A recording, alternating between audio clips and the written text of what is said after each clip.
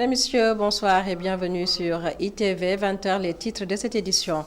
À la une de l'actualité ce soir, football, CAN 2023, le Sénégal en huitième de finale. Les Lions ont réussi leur deuxième sortie. Ils ont pris le dessus sur les indomptables du Cameroun. Score final 3-1. Vous entendrez l'auteur du premier but du Sénégal, Ismaïla Sarr, dans cette édition. Et puis, exploitation du pétrole et du gaz. Les ministres mauritaniens et sénégalais se sont rencontrés ce matin pour une réunion de travail. Les impacts du retard de 28 mois ont été évalués. L'exploitation initiale prévue en avril 2022 sera finalement effective au troisième trimestre de l'année 2024. Le compte-rendu de Pape Bokar Mbow à suivre également dans ce journal. Culture, la rubrique ce soir, on vous parle de l'une des figures emblématiques de l'histoire du Sénégal, Lat Dior Diop Ngoné Latyr, avec le lancement de l'Association générale pour la sauvegarde des valeurs de Lat Dior Ngoné Latyr Diop, héros national du Sénégal. Le compte rendu également du lancement signé Ndeye Anta Diop dans cette édition. Voilà pour les titres. Le développement, c'est juste après ceci.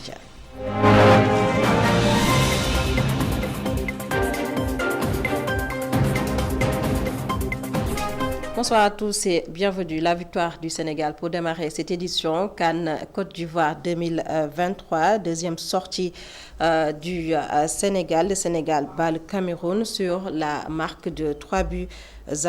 Les Lions de la Teranga se qualifient en huitième de finale.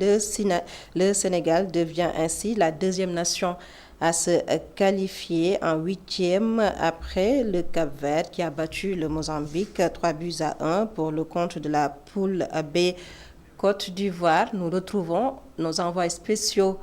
L'un d'eux, Cheikh Diop, bonsoir. Bonsoir à toutes et à tous. Comme vous le savez sans doute, le Sénégal vient de s'imposer 3-1 face au Cameroun. Début marqué par Ismaïla Sarr, Habib Diallo, mais également Sadio Mané dans les derniers instants.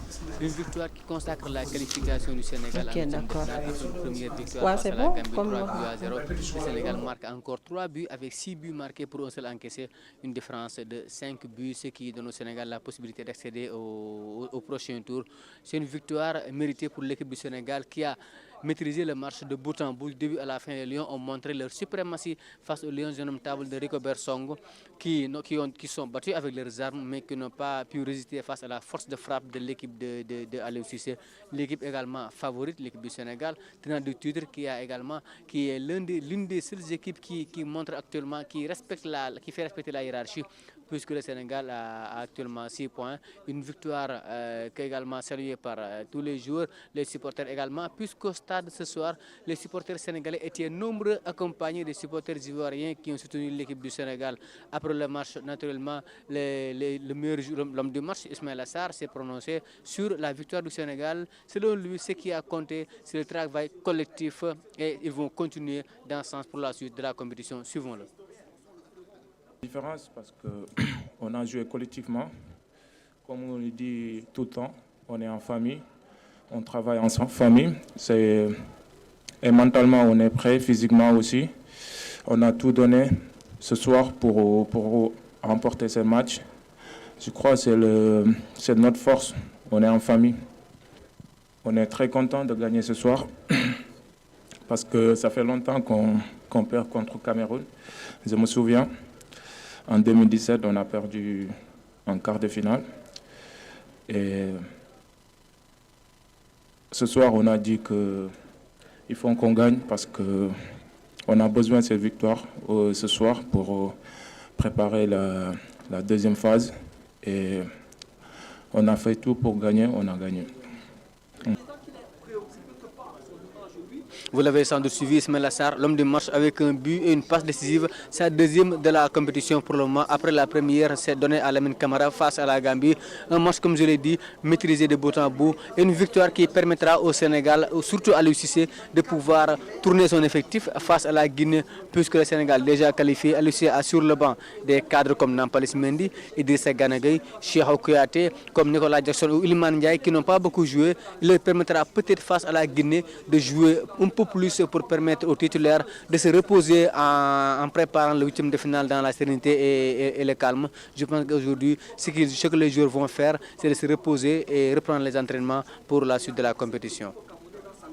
Merci beaucoup, Cheikh Diop, un de nos envoyés spéciaux en Côte d'Ivoire pour le compte de la Coupe d'Afrique des Nations de football. Retenez que le Sénégal s'est qualifié en 8e de finale. Le ministre du Pétrole et des Énergies, Antoine Félix Abdoulaye Diome, et son homologue de la Mauritanie ont tenu ce matin une réunion de travail, une rencontre dans le cadre du suivi conjoint du développement des ressources gazières, des champs GTA, des concertations qui ont permis d'évaluer l'impact du retard enregistré, un retard de 28 mois dans l'exploitation du pétrole et du gaz. Le compte-rendu est signé par Boubacar Mbowa.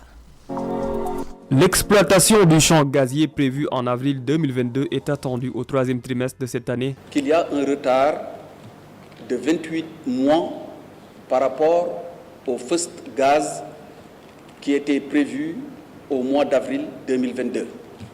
Aujourd'hui, les dernières projections nous donnent comme date de production du first gaz au 3e trimestre de l'année en cours, c'est-à-dire de 2024. Malgré ce retard de 28 mois sur l'exploitation, une bonne avancée est notée dans les travaux. L'avancement global, comme j'ai dit, de ces différentes composantes. Bien sûr, ces composantes, certaines se font en parallèle, d'autres obligatoirement en série et différenciées. Mais globalement, le dernier rapport qui nous a été parvenu par les contractants indique un taux d'avancement de 91%. Optant pour la recherche et le partage de la production, les deux pays engagent un audit des coûts pétroliers d'après le ministre du Pétrole et des Énergies du Sénégal. Les deux États ont décidé aussi d'engager l'audit des coûts pétroliers. Après avoir retiré le coût pétrolier, il y a le bénéfice, le profit. Et le profit, on l'appelle le profit oil. C'est ce profit qui sera donc partagé entre les différentes parties prenantes. Donc il faut bien surveiller le coût pour savoir ce qu'on aura derrière. De multiples retombées sont attendues par les deux peuples, d'après Antoine Diome. Il y a les recettes fiscales qui sont attendues comme retombées et qui commencent en phase déjà de développement. Il y a également les recettes parmi celles qui sont attendues, des revenus des compagnies nationales qui sont actionnaires dans le cadre des associations. Troisième retombée possible, c'est la part directe de l'État, qui n'a rien à voir avec les revenus des compagnies nationales. Et enfin, quatrième retombée possible, c'est le contenu local. Les ressources pétrolières et gazières sont source de conflits dans beaucoup de pays, mais pour le Sénégal et la Mauritanie, elles pourraient constituer un trait d'union entre les deux pays. La situation carcérale au Sénégal, le sujet à l'ordre du jour d'une rencontre organisée par des organisations de la société civile. Selon elles, sur 100 détenus, les 50 sont dans le régime de la détention provisoire. Ces membres de la société civile jugent nécessaire la nomination d'un juge de la liberté, mais également la diminution des prérogatives du procureur de la République. On fait le point avec Aliou Sowa. Détention préventive, absence de délivrance, de liberté provisoire, une politique pénale pour terroriser la population, c'est le tableau noir dressé par des membres de la société civile. Ces derniers tirent la sonnette d'alarme pour le procureur Alioune Ndao. Il est impératif d'aller vers une création d'un juge des libertés. Diminuer les pouvoirs du procureur en matière de détention provisoire, parce qu'on se rend compte que le procureur a une superpuissance en matière de détention provisoire. Sur la base des textes dont nous avons parlé, l'article 55 à 100 du Code pénal, l'article 255 du même Code et l'article 139 du Code de procédure pénale. Donc vraiment, il y a un abus qu'on constate dans la délivrance des mandats de dépôt. 55 se veut clair, le Sénégal ne dispose pas de politique pénale pour le charger des affaires juridiques de la RADDHO. Des réformes s'imposent. Les conclusions nous permettent de dire qu'il n'y a pas de politique pénale au Sénégal. Et beaucoup de manquements aussi dans le fonctionnement, dans les textes ont été soulevés ici.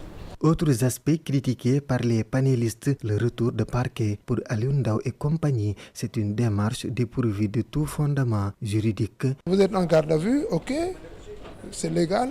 Vous êtes en détention provisoire, ok, c'est légal.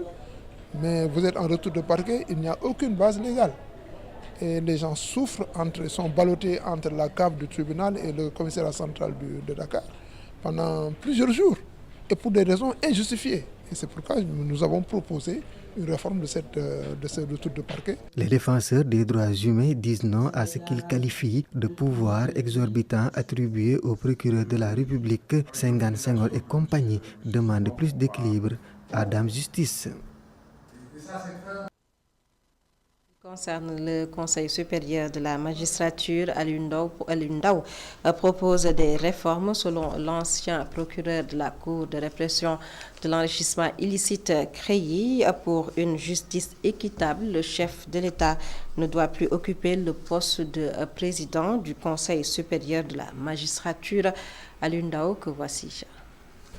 Tel que fonctionne le Conseil supérieur de la magistrature en ce moment, ce dernier ne donne pas satisfaction aux acteurs judiciaires, en particulier aux magistrats. Ne parlons pas des justiciables.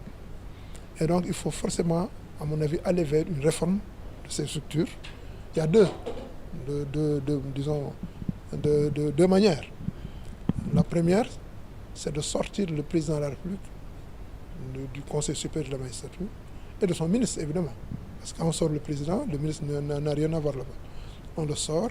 Et ce sera en ce moment le premier président de la Cour suprême qui sera le président du Conseil supérieur de la magistrature. Ou bien, le deuxième moyen, c'est laisser le président dans le Conseil avec des pouvoirs purement honorifiques, sans qu'il y ait la possibilité d'influer sur les décisions de ce Conseil. Mais le ministre, lui, vraiment, on le sort et puis il va s'occuper de son...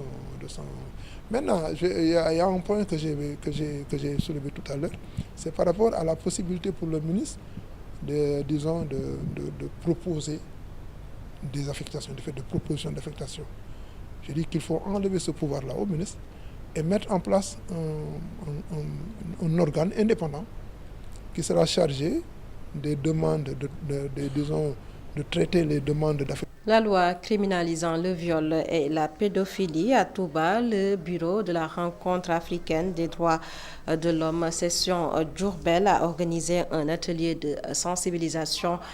Cette rencontre, une occasion pour le coordonnateur de la RADDHO, session Diourbel, pour alerter sur le nombre des cas de viol enregistrés dans cette zone et pour faire sortir le département de Diourbel de la zone rouge. Malik Siressi mise sur la sensibilisation. Diourbel, la correspondance de Gorandak Loura.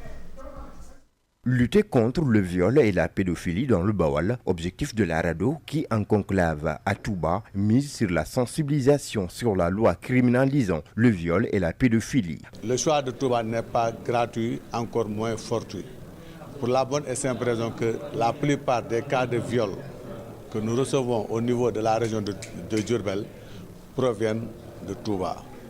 Et nous avons aujourd'hui jugé nécessaire de réunir les acteurs, que ce soit les sérieux d'art, que ce soit les acteurs du CDPE. CDPE, c'est le comité départemental de la protection de l'enfance. Et nous avons aussi jugé utile de faire venir un magistrat pour qu'il puisse les expliquer les tenants et les aboutissants de cette loi. Cité parmi les zones où le taux des cas de viol et de pédophilie grimpe à grands pas, d'où l'alerte du responsable bureau genre de l'UF de Mbaki. Souvent les parents ne poussent pas leurs filles à parler. Dans nos familles, nous savons tous que la famille sénégalaise, on n'aime pas les enfants qui parlent trop. Donc on communique avec nos enfants, on les incite à parler de ce qu'ils ont fait durant la journée ou bien à l'école, ce qui s'est passé. On doit faciliter aux enfants le fait de parler, de nous dire ce qui se passe autour d'eux. Réduire le nombre des cas de viol en sensibilisant la population sur la loi criminalisant la pédophilie et le viol, priorité majeure de la rencontre africaine des droits de l'homme. Gorandak, l'autre aspect de l'actualité dans cette édition, litige foncier, le problème qui reste entier au Sénégal. Des membres du collectif des propriétaires de terrain à Ndiakhate Amar veulent être édifiés. Ndiakhate Amar, une localité à cheval entre Tivaouane et Chérif Lo. Le collectif demande aux maires des deux localités de s'accorder sur la délimitation géographique de Ndiakhate Amar. Je vous propose de suivre le président du collectif. Il s'appelle Abdou Karim Baye au micro de Isidore Alexandre Sen.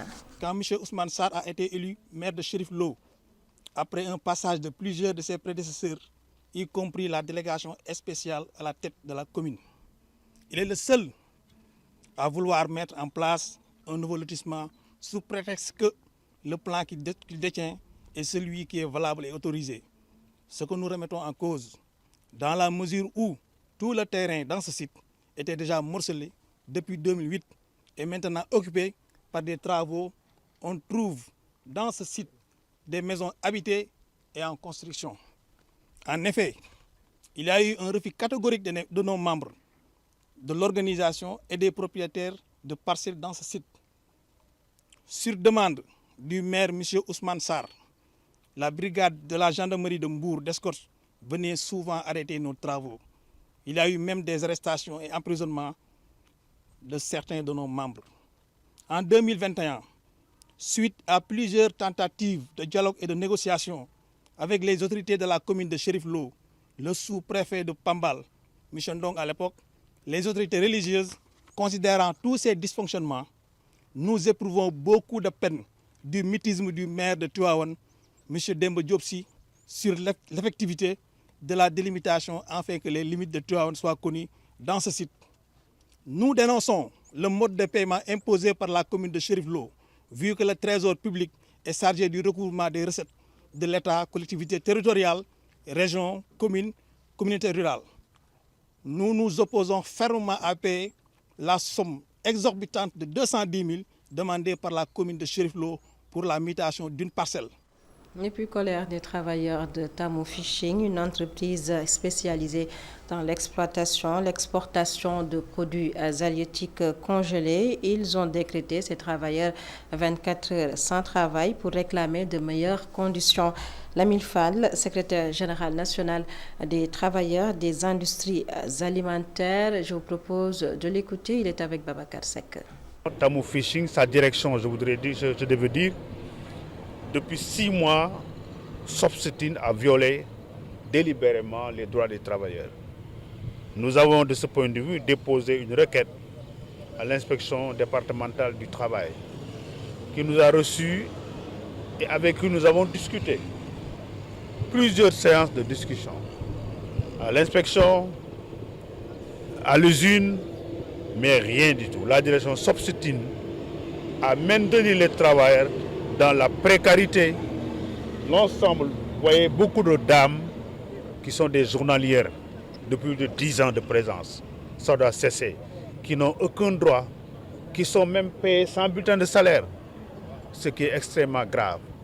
Les autres points, particulièrement, c'est la santé et sécurité au travail. On ne peut pas travailler ici dans une entreprise où le risque est permanent et ne pas avoir un service de santé. Ils refusent de mettre en place une infirmerie.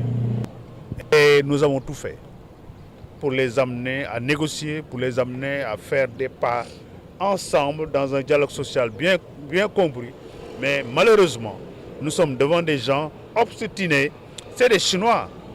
Ils pensent qu'ils sont en territoire conquis au Sénégal et ils font ce qu'ils veulent. On ne l'acceptera pas. Et en plus bref, dans le nord du Sénégal, à Saint-Louis, le président de la République, Macky Sall, a procédé ce matin à l'inauguration de l'agence auxiliaire de la Banque centrale des États de l'Afrique de l'Ouest, BCEAO, occasion pour le chef de l'État de déplorer les taux d'intérêt élevés pratiqués par les banques commerciales, des taux qui constituent selon lui un frein au financement de l'économie et à l'inclusion financière. Notez également que le chef de l'État Macky Sall, toujours à Saint-Louis, a procédé aussi à l'inauguration de l'extension de la grande mosquée de Saint-Louis. Avant la cérémonie d'inauguration, le président de la République a d'abord effectué la prière du vendredi sur place, bâtie sur 2760 mètres carrés, une capacité d'accueil de 3000 places. Le bâtiment comporte 3 salles de prière. Toujours dans cette édition, place à présent à la rubrique culture.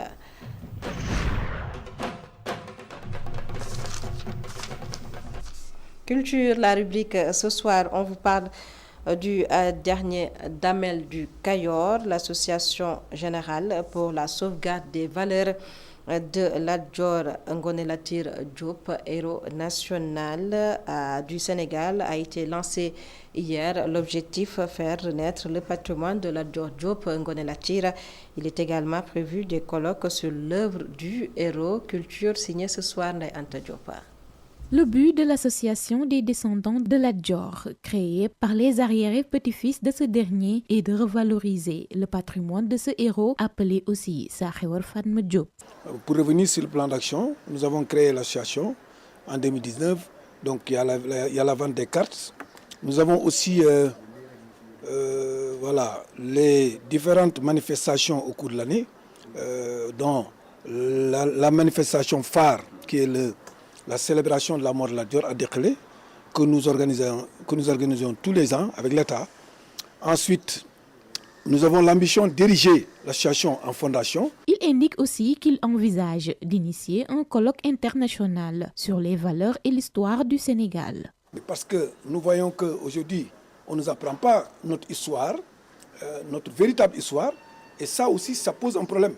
Donc, vous savez que si les vainqueurs ont écrit l'histoire, forcément, ça ne peut se passer comme ça. Mais depuis un certain temps, peut-être avec l'histoire générale du Sénégal, la réécriture de l'histoire générale du Sénégal, nous envisageons même organiser un colloque international pour revenir sur ces valeurs dont vous parlez. Parce qu'aujourd'hui, comme j'ai dit, c'est à nous de défendre cette histoire, c'est à nous de réécrire notre histoire pour pouvoir peut-être inculquer aux jeunes vraiment ces valeurs de Diom, de fit, de ngor, de patriotisme, pour peut-être asseoir un soubassement, même culturel, qui permettrait quand même à cette jeunesse de croire en elle.